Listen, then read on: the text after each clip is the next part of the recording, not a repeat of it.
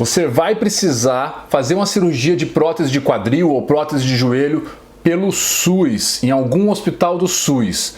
Mas será que a prótese que vão colocar em você é boa?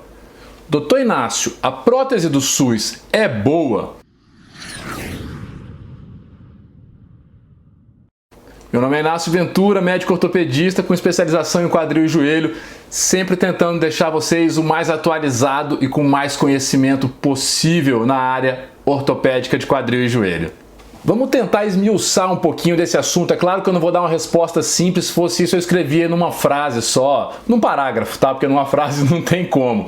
Até por isso eu resolvi fazer o vídeo. Mas vamos tentar usar esse questionamento para a gente debater outros aspectos muito relevantes, tá? Por que falar disso? Em primeiro lugar, é claro, essa é uma das dúvidas que eu mais recebo nas redes sociais. Normalmente, isso vem acompanhado antes de uma lamentação, obviamente, de uma história triste, de sofrimento. É alguém que está na fila esperando uma cirurgia, é alguém que não conseguiu fazer por outros meios e vai ter que fazer pelo SUS, e no final vem essa pergunta. Em alguns casos acontece de vir no pós, alguém que já operou e que às vezes vai ter que, infelizmente, trocar a prótese. Então é por isso que a gente vai falar disso aqui. Mais até do que uma dúvida muito frequente, eu diria que é um medo muito frequente. As pessoas, os pacientes me perguntam isso nas redes, você sente até um drama, assim, o receio. Muitas vezes ele está assim na fila já, na iminência. Tem pacientes que me mandam: ah, doutor, marcou minha cirurgia, enfim, vai ser daqui a 3 semanas. E aí, a prótese do SUS é boa? Nossa, o cara tá quase na véspera da cirurgia e tá querendo saber esse tipo de informação porque ele tá com medo, tá? Porque existe uma certa desconfiança do que nos é ofertado pelo nosso sistema público de saúde. Isso tá na cabeça dos brasileiros. Então vem acompanhado, muitas vezes essa pergunta vem acompanhada de um medo profundo. E isso não é bom quando a gente está falando de submeter uma cirurgia. Uma das piores coisas que tem é a gente ir passar por uma cirurgia estando sentindo medo, tá? E uma outra coisa é que eu respondendo essas perguntas pelas redes sociais, inclusive se você não me segue nas redes sociais, já entra lá no Instagram ou no Facebook, dr.inacioventura, já começa a me seguir porque é mais fácil a gente conversar por lá do que pelos comentários daqui, tá bom? Do YouTube.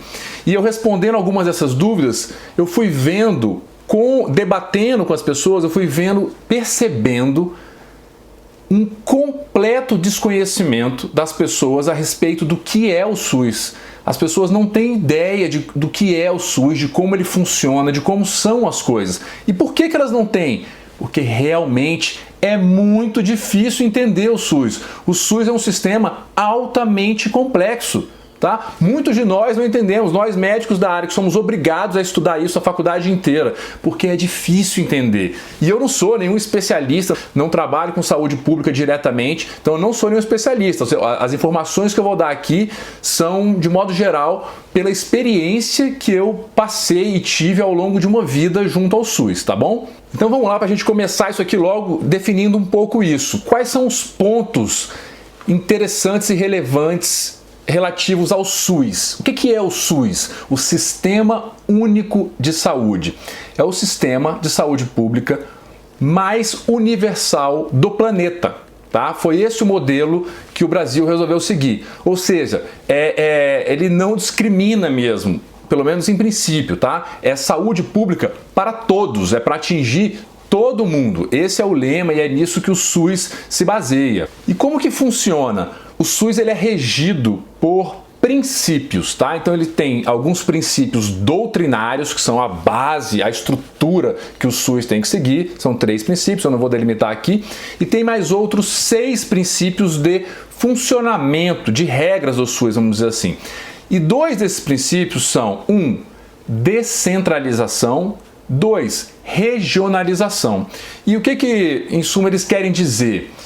Que apesar do sistema ser único, o dinheiro, a gestão em última instância, o dinheiro, tudo, vir fazendo uma escala desde lá do governo federal, ele é um sistema do Brasil inteiro, a ideia é que a administração, a gestão desses recursos, o uso do dinheiro seja cada vez mais na ponta da coisa, ou seja, nos municípios. E por que que o SUS pensa assim?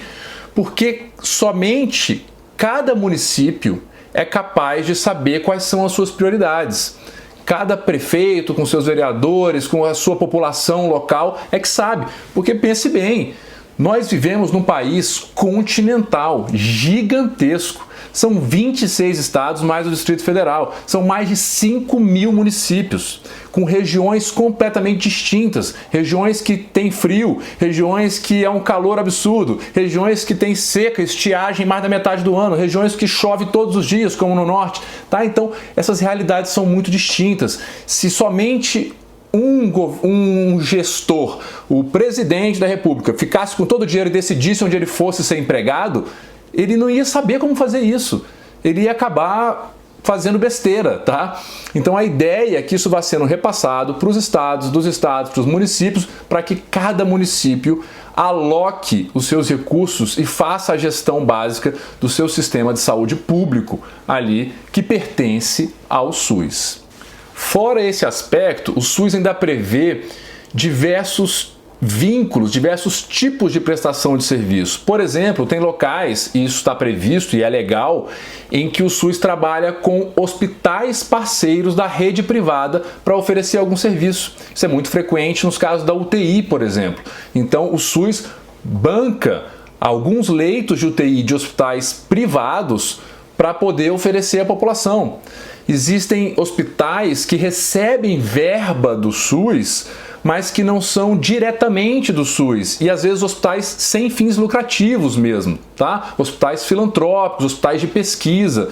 Um outro exemplo é isso, hospitais universitários têm verba mista, então eles têm parte da verba que vem do Ministério da Educação, parte que vem do SUS, do Ministério da Saúde. Então é muito complexo esse sistema, tá? É um mundo de distinções, assim como o Brasil é. Logo, para que eu fiz essa introdução e para que interessa vocês entenderem isso? Para vocês saberem que não existe uma prótese de joelho do SUS, a prótese de quadril do SUS. Não existe isso. Então, quando vocês me perguntam, quando vem essas dúvidas, a prótese do SUS é boa? Eu não tenho a menor ideia. Eu não tenho a menor ideia especificamente do que você está falando, a que prótese você está se referindo, porque eu não sei em que cidade você mora, eu não sei quem é o prefeito daí, eu não sei se é um hospital, se a gente está falando de hospital universitário ou de um hospital assistencialista. São muitas nuances que não são, é impossível responder essa pergunta de maneira simples, tá? Então entendam que não existe uma prótese do SUS, existem diversas próteses sendo colocadas nos mais diversos hospitais do SUS, de acordo com a alocação de recursos e a gestão de cada governo municipal, de cada prefeitura, de cada local, de cada governador, de cada estado, tá? Não existe essa resposta se a prótese do SUS é boa. No SUS, no nosso país desse tamanho, tem locais que estão colocando próteses de primeira linha, próteses importadas, as mesmas que são colocadas nos Estados Unidos ou na Europa, e tem locais que infelizmente estão colocando próteses que talvez não tenham todas essas credenciais. Aí vem uma outra pergunta diretamente relacionada a isso. Ah, Inácio, mas se tem locais então em que estão sendo colocadas próteses que ainda não foram comprovadas como próteses de sucesso, como a maioria das próteses nacionais, em que não tem publicação mostrando que elas têm 10, 20, 30, 40 anos de sucesso, como nós temos das principais próteses importadas utilizadas. Então por que tem que se colocar? Tem que se colocar essas próteses que talvez vocês não confiem tanto? E isso eu falo porque eu já tive comentários e respostas desse tipo. Ah, doutor, mas colocou essa prótese porque é a que tem, né? Tanto de pacientes, de leigos, quanto de colegas médicos às vezes. E aí a gente vai destrinchar isso aqui na visão de duas partes, das duas partes que estão envolvidas. A visão dos pacientes e a visão dos médicos. Como é que eu enxergo isso, tá? Na visão dos pacientes, a gente vai aprofundar isso mais daqui a pouco, mais à frente ao vídeo, então não deixa de ver que é o aspecto de sou obrigado a me submeter ao que é oferecido, mesmo que eu saiba que não é o melhor para mim? Essa é uma questão que a gente vai conversar mais à frente. E aí, olha esse final da frase que eu falei, que eu saiba que não é o melhor para mim. Para você saber disso, você tem que ter conversado com o seu médico, estar esclarecido e estar estudando, estar tendo informação de qualidade na internet. Que é para isso que eu tô aqui, é para isso que existe esse canal, para isso que existem as minhas mídias sociais, para levar informação séria para vocês, tá? Então vocês têm que estar sabendo disso para poder conversar com o médico de vocês e tomar a melhor decisão relacionada à saúde de vocês. Daqui a pouco a gente aprofunda isso. Vamos para a visão do médico. Na visão do médico, vou falar pessoalmente, tá? Eu não acho que deva se colocar uma prótese na qual você não confia. Claro que eu não estou falando de situações específicas, estou falando aqui de maneira geral, tá? A gente tem que dar uma generalizada e infelizmente em saúde a gente sabe que não é generalização assim, não é bom isso, mas aqui nesse exemplo a gente tem que falar de maneira geral. Na minha visão, se o cirurgião não confia numa prótese que ele terá que colocar, não coloque. E aí eu aproveito para dizer que, mesmo legalmente, nenhum médico é obrigado a praticar nenhum ato com o qual ele não concorde, tá? Nós temos autonomia de escolha, mesmo que eu seja um servidor público, que eu seja um empregado público, que eu tenha um monte de chefes, ninguém é obrigado a operar ninguém se não está de acordo com aquilo, tá certo? A gente só é obrigado a operar pelo Código de Ética Médica, tudo, quando é uma emergência, quando é para salvar a vida de alguém, aí sim nós somos obrigados, tá? Inclusive, eticamente, moralmente, é isso que tem que ser feito. Em situações eletivas, entenda-se, artrose, artrite, osteonecrose, uma cirurgia que é programada, ninguém é obrigado a operar se não concordar. E aí eu aproveito para fazer um paralelo com a minha carreira, por exemplo, para vocês entenderem que eu não estou falando da boca para fora, tá? Eu vivi no SUS a maior parte, vinculado ao SUS, a maior parte da minha vida, tá? Se for pegar a parte formação básica, formação de especialista e trabalho, foram aí cerca de 20 anos junto ao SUS, nos mais diversos locais do país, tá? Eu já morei em muitos locais desse país, já conheci a realidade de muitos locais desse país, já operei em muitos locais. Então, só para exemplificar, eu já operei em praticamente todas as capitais do norte e algumas cidades não tão capitais. No Nordeste, por exemplo, Imperatriz, no Maranhão, já operei lá, já operei todas as outras cidades ali, já operei em Porto Alegre, porque fiz parte da minha formação lá, já operei em Curitiba, já operei em cidades do interior do Paraná, já operei em cidades do interior de Santa Catarina, operei em Brasília, então eu conheço a realidade de muitos locais desse país em diversos níveis. Eu já trabalhei para o governo federal, eu já trabalhei para governos estaduais, eu já fui vinculado por cooperativa ao atendimento de SUS estadual. Eu já fui de serviços militares, então eu já atendi do jeito que vocês imaginarem aí para poder estar falando isso. E uma coisa eu aprendi, graças a Deus, com grandes chefes que eu tive, e essa coisa foi o que eu falei para vocês, que a gente não deve operar e colocar material no qual a gente não confia. Especificamente, uma pessoa muito importante da minha formação, que foi o Dr. Paulo Alencar, aproveito a fazer o agradecimento para ele, que é do Paraná, quem participou da minha formação e me formou, em parte como cirurgião de quadril e de joelho. Ele batia muito nessa tecla. E, mesmo a minha formação toda tendo sido no SUS, eu posso te dizer, eu fiz a minha residência no Instituto Nacional de Traumatologia e Ortopedia no Rio de Janeiro, onde eu fiquei 3 anos, e lá nós só utilizávamos próteses da mais alta qualidade. Eu não vou entrar aqui em questão política, em algum rolo, tá? Não vou entrar nessa seara. O que eu posso dizer é, durante os 3 anos que eu tive lá, todas as próteses que eu vi que serem colocadas e coloquei, e todos os pacientes que foram operados enquanto eu estive lá, receberam as melhores próteses do mundo. E é isso que interessa, tá? A prótese que está no quadril desses pacientes, no joelho desses pacientes. Quando eu fui para o Paraná, a mesma coisa. O Dr. Paulo Alencar não aceitava como chefe do serviço, enquanto eu estive lá quase 3 anos dentro de um serviço público do SUS, nós só colocamos prótese importada da melhor qualidade nas quais a gente confiava. E eu trouxe isso para Brasília. E enquanto eu estive no hospital universitário e nesses outros serviços que eu falei, eu me orgulho de dizer, então, que em todo o meu tempo do SUS, hoje não trabalho mais no SUS, Eu nunca coloquei uma prótese na qual eu não confiasse, seja de quadril ou seja de joelho, tá? Isso é só para exemplificar para vocês que o médico não é obrigado a fazer. Ah, Inácio, mas então como é que é? Tem várias coisas, a gente brigava com todo mundo, arrumava processo, tudo que vocês imaginarem a gente faz para brigar pela qualidade do material, que no fundo é a qualidade da saúde que a gente vai prestar para vocês.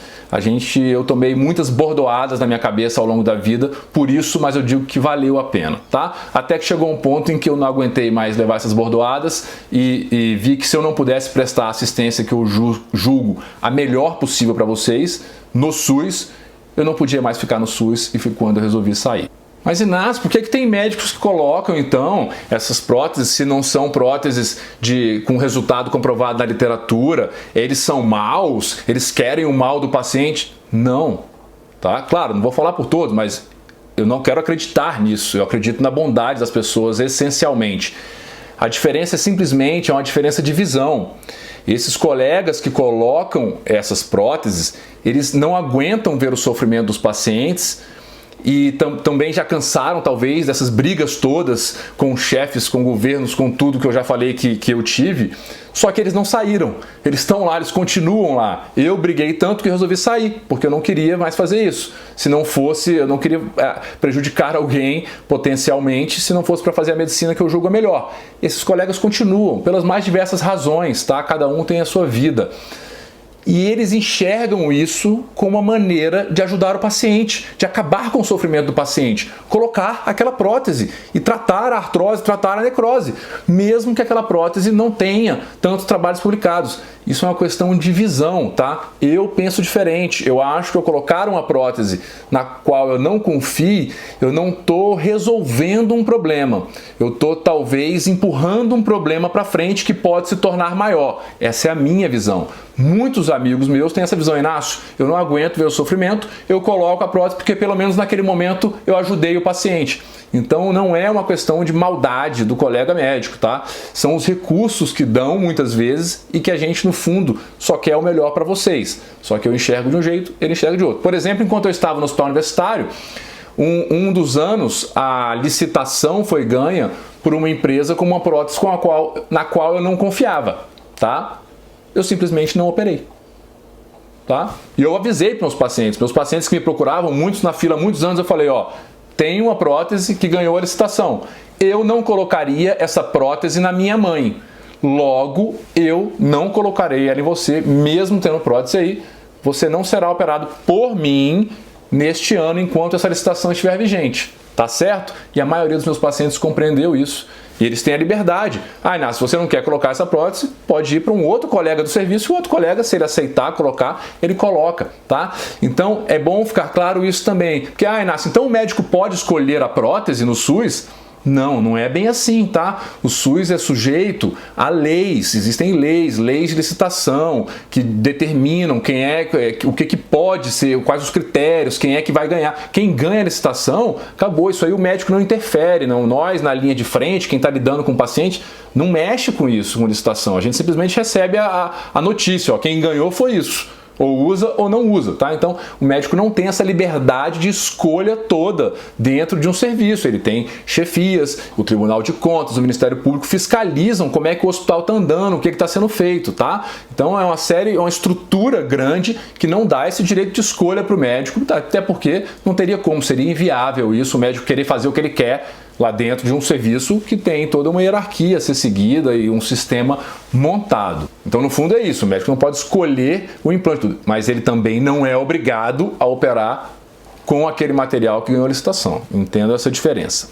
E aí nós trazemos à tona mais uma coisa derivada disso, que eu falo em muitos vídeos aqui, em muitas postagens, vocês já me viram falar que os pacientes muitas vezes tendem a dar, e até os colegas médicos, dão valor à prótese, ao implante, a prótese em si, o que vai ficar dentro dele. Mas eu posso dizer para vocês, e quem viu aí os últimos... No mês passado eu coloquei 2 vídeos que eu abordei bastante isso.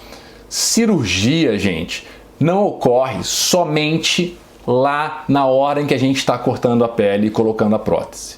Cirurgia é um conjunto de medidas, tá? Cirurgia começa no consultório, com as explicações, com a confiança que o paciente ganha em você, com o que você explica para ele a respeito do que ele vai encarar pela frente. E ela se continua muito depois que a cirurgia foi feita. Por exemplo, no caso de prótese, eternamente, porque o paciente tem que ter um acompanhamento eterno para ver se essa prótese está tendo algum problema, se ela está gastando, se ela precisa ser trocada, tá? Então, isso é uma assistência cirúrgica ideal. O pré-cirúrgico, o consultório, o momento ideal da cirurgia, o preparo do paciente, eventualmente a identificação de fatores de risco para aquela cirurgia, para que eles sejam corrigidos, ou no mínimo seja explicado para o paciente os riscos que ele está correndo. Passa pela cirurgia, o momento em si da cirurgia e o implante, da colocação da prótese em si, que é essencial, obviamente, e vai em todo o acompanhamento pós-cirúrgico. E aí entra, por que eu estou falando isso? Quando a gente fala de SUS e os pacientes perguntam, a prótese do SUS é boa? Mesmo que seja, quer dizer que você terá a melhor cirurgia que você merece, entendendo cirurgia em todo esse contexto que eu coloquei aqui? Não. Por quê? Porque o volume de pacientes do SUS é uma coisa absurda. A estrutura dos hospitais do SUS, de muitos dos hospitais do SUS, é uma coisa muito ruim. Então, tem colegas que têm que atender 40 pacientes em um turno, em uma manhã. Como é que você consegue identificar fatores de risco, olhar no olho do paciente, explicar para ele calmamente como é que vai ser a cirurgia, que riscos que ele corre, como é que ele vai ter que fazer o pós-operatório, numa consulta de 5 minutos, de 6 minutos, porque tem 1 milhão de pacientes lá fora e o colega tem que atender? Você não consegue. E aí começam a acontecer os problemas. Começa a passar batido um fator de risco que não deveria ter passado. E que às vezes a prótese que vai ser colocada no paciente é excelente. Nesse hospital, por exemplo, pode ser uma prótese importada de ponta. Mas o que adianta se esse paciente, por exemplo, está subnutrido, com alto risco de infecção e não foi percebido isso antes? Não adianta nada. Porque aquela melhor prótese do mundo pode ter uma infecção e acabou. Ela vai ter que ser retirada do quadril do paciente. Então entendam todo esse cenário. De que adianta fazer uma prótese de joelho no paciente e depois da cirurgia o paciente não ter contato com o médico mais, porque não tem vaga na agenda, não tem horário, não tem como ele retornar, não existe fisioterapia para ele no pós-operatório, ele não tem com quem conversar e tirar as dúvidas. Aí esse paciente fica com o joelho duro. Esse paciente sofre depois da cirurgia com dor porque não foi orientado para ele não tem acesso ao médico, porque ele não tem como falar com o médico. Como aconteceu agora, muitos pacientes me mandando mensagem, doutor, operei, mas estou morrendo de dor, eu não sei o que fazer, porque o hospital simplesmente fechou as consultas. Então eu não consigo mais falar com o meu médico, eu não tenho acesso dele, porque eu não tenho o telefone dele. Vocês entendem todo esse cenário? Então, muitas vezes, muito pior do que a prótese em si, ser boa ou não ser boa no SUS, é a assistência completa, esse pericirúrgico, o manejo pré-operatório, o manejo, o acompanhamento pós-operatório e sim o ato cirúrgico de qualidade, com uma prótese da melhor qualidade, não serem os melhores possíveis que você merece para uma cirurgia de tamanha seriedade como é uma prótese de quadril ou uma prótese de joelho.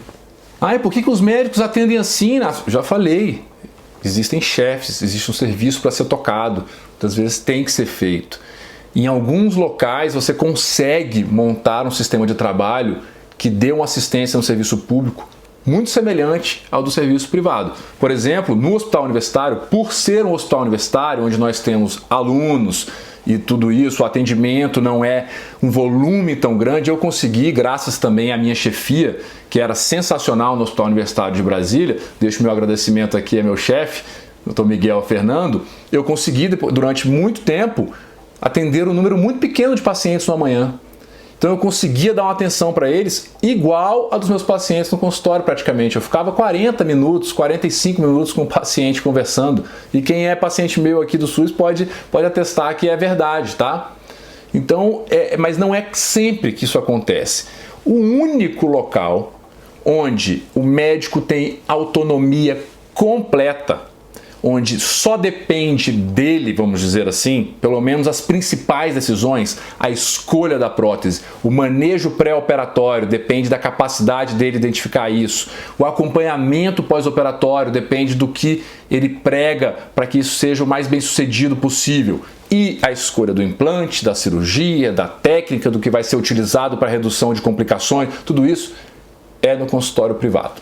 Feliz ou infelizmente, é o único local onde você tem autonomia. E isso eu digo no consultório privado independente, autônomo, tá? Que não seja vinculado a convênio, vinculado a nenhuma grande rede hospitalar, seja no consultório, na clínica do médico. Lá é o único lugar onde ele vai praticar uma medicina completamente imparcial, sem pressões externas. E se ele vai te oferecer o melhor dos mundos numa cirurgia de prótese ou não, depende dele. Depende dele. Do quanto ele estudou, do quanto ele se prepara, do quanto ele leva isso a sério e do que ele quer te oferecer. Tá bom? Então é assim que funciona na prática, tá certo? Agora vamos voltar para aquele ponto lá de trás que eu falei sobre a visão do paciente sobre tudo isso, que é quem está vulnerável, quem está sofrendo, quem está doente, quem está precisando do tratamento e deveria encontrar uma assistência impecável no SUS ou em qualquer lugar que fosse, mas infelizmente a gente sabe que a realidade não é assim na maioria dos locais. E como que eu enxergo isso, como que o paciente deve encarar isso, tá? Aí meu ponto de vista baseado no que eu aprendi com muitos pacientes meus do SUS e do consultório, tá? Vamos para uma visão um pouco filosófica da coisa. O paciente ele pode encarar essa situação de duas maneiras. Simplesmente de uma maneira completamente passiva, como uma aceitação do destino.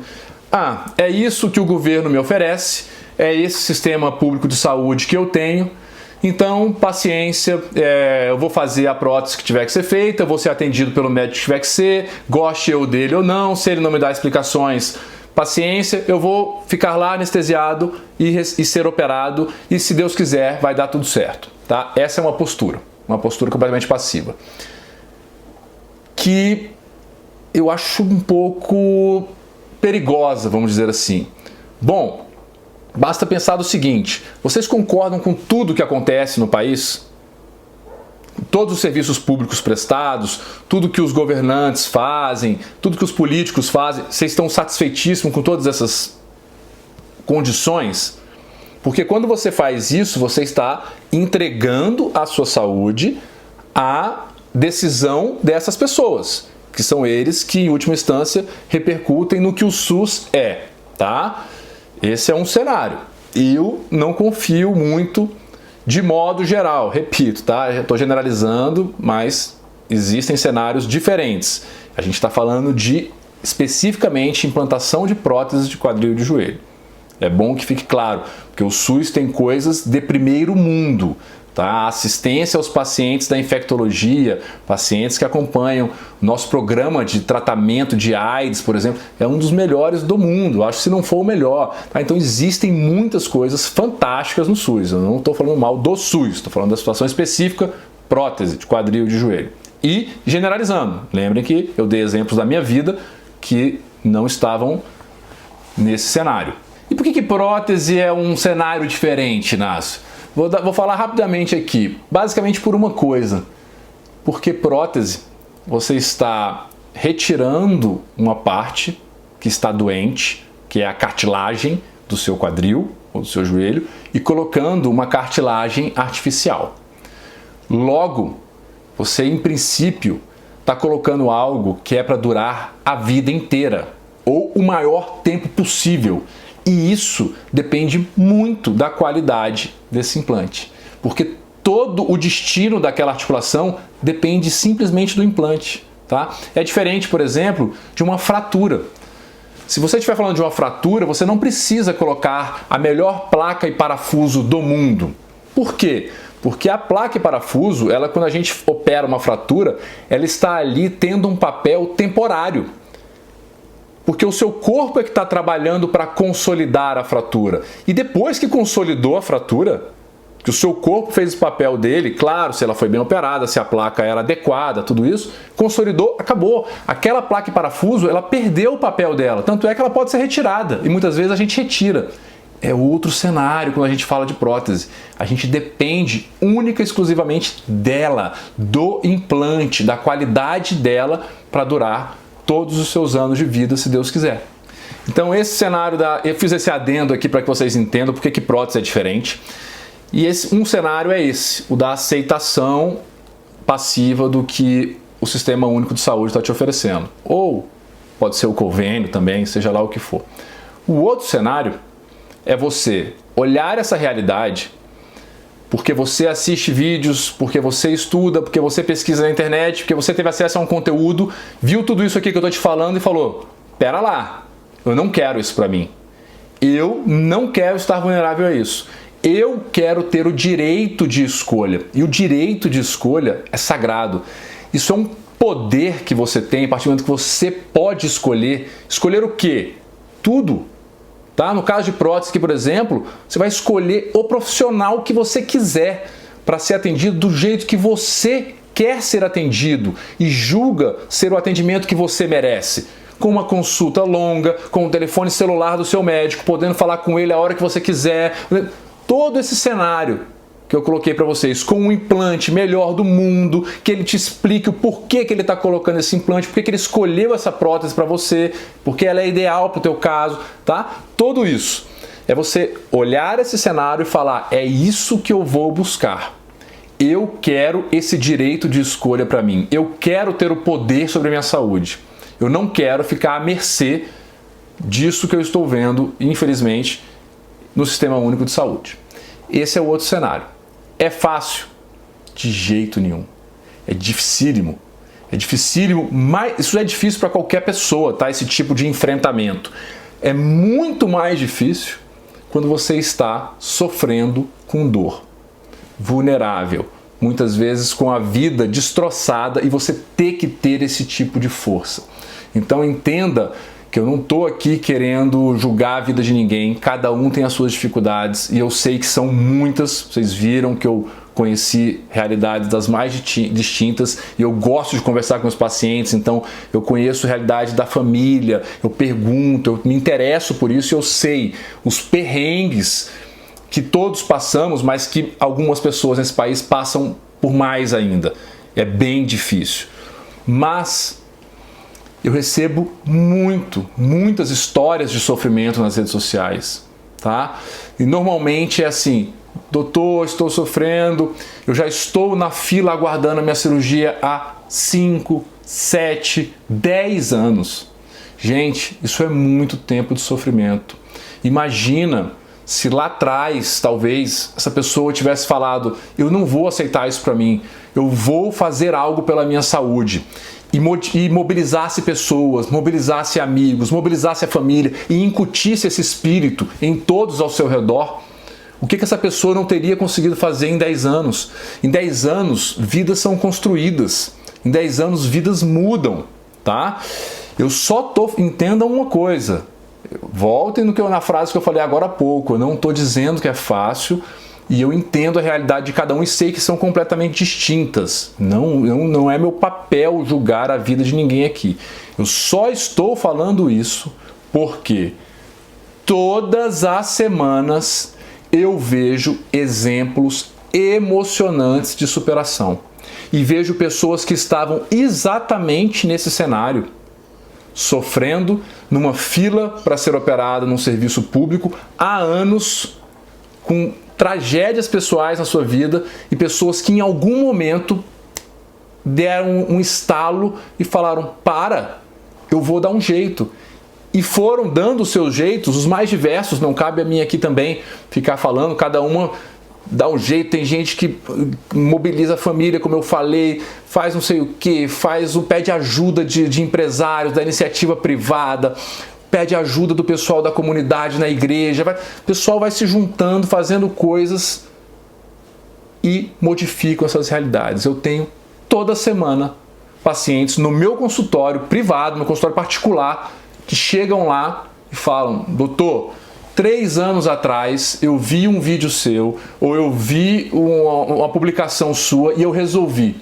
Eu vou operar com essa pessoa. Eu não estou falando só de mim não, tá? Tenho muitos colegas nessa mesma situação, Dr. Davi Guzmão, Dr. Bruno Rabeiro, Dr. João Lopo, todos do Grupo Meu Quadril e colegas de fora do Grupo Meu Quadril têm exemplos assim toda semana, todos os meses. São histórias emocionantes de superação.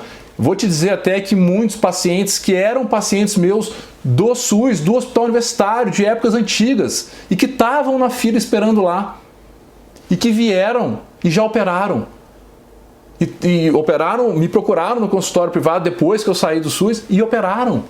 Tá? Então, é muito assim, a força que a gente vê nessas pessoas é muito emocionante e muito bacana ver a superação delas. Dá um orgulho e é muito legal ajudar essas pessoas que resolveram ser proativas e não simplesmente aceitar aquela realidade que tinham oferecido para elas. Elas foram em busca do sonho delas. E eu vou dizer, vejo também muitos comentários, é o meu sonho, Inácio, como eu seria?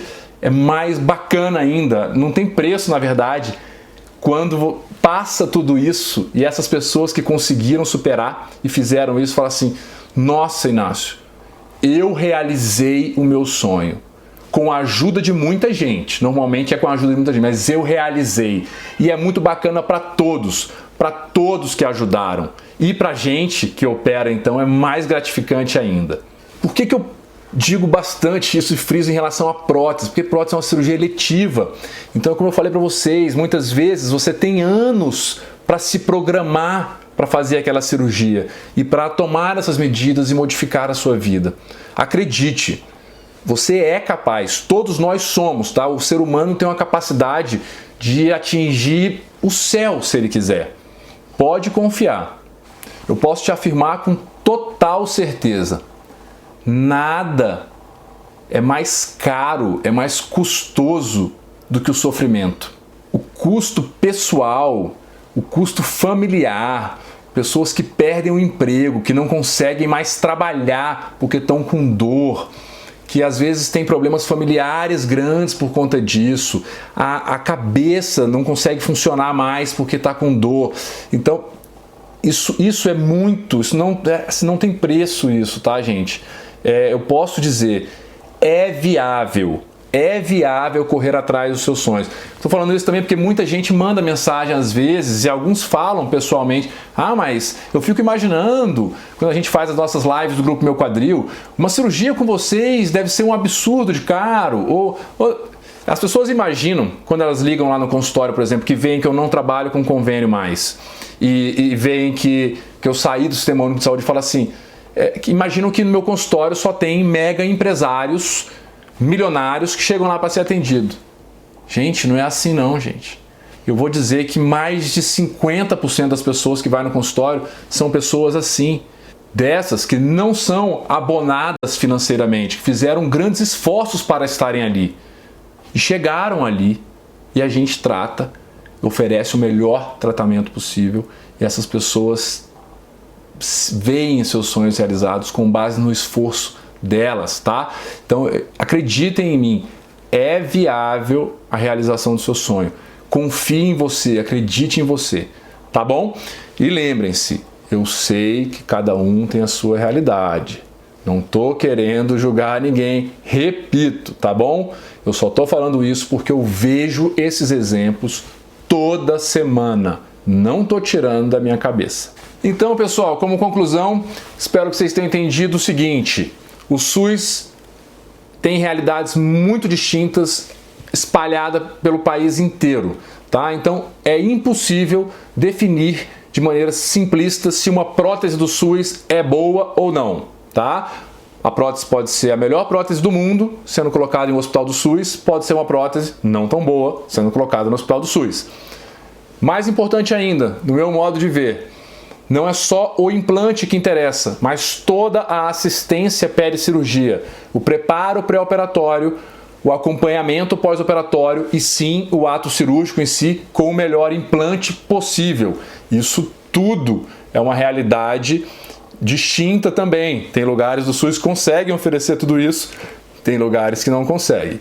O único lugar onde você vai ter a garantia de ter tudo isso é realmente onde um médico tem autonomia completa sobre esse processo inteiro, é no consultório particular do seu médico aí, tá? É o único lugar onde ele pode escolher tudo.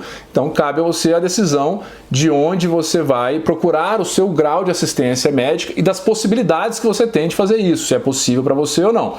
Mas lembre-se, eu coloquei aqui muitos exemplos e deixei claro que eu acredito muito na capacidade modificadora, na luta que o ser humano é capaz de vencer todos os dias em busca dos seus sonhos. Então eu acredito sim que isso é possível para praticamente todo mundo. Só depende realmente da gente dar esse estalo, correr atrás, tentar buscar ajuda e alcançar os nossos sonhos. Não esquece, se você gostou, dá o joinha aqui embaixo. Se gosta do conteúdo aqui do canal, se inscreve no canal para você receber outros vídeos, ser notificado, ativa o sininho que tem ali para que você seja sempre notificado quando tiver conteúdo novo. Me segue lá nas redes sociais para a gente poder conversar mais diretamente. Se você falou, pô, Inácio, não gostei desse vídeo não, a minha realidade é diferente, deixa eu te explicar, me manda um direct lá no Instagram, lá a gente vai ter a oportunidade de conversar isso. E se você é um desses pacientes que passou por essa situação que eu falei, até pacientes meus mesmo, tá? De superação, de conseguir realizar o seu sonho, estava preso ali a uma fila do SUS e conseguiu fazer a cirurgia do jeito que você escolheu, conta aqui embaixo o teu exemplo, vai ser bem bacana, isso estimula os outros também, os outros vão ver que isso é possível, isso dá um gás, e aí todo mundo vai buscando um mundo melhor e vamos espalhando bem, tá certo? Muito obrigado por ter acompanhado, um grande abraço e até o próximo vídeo.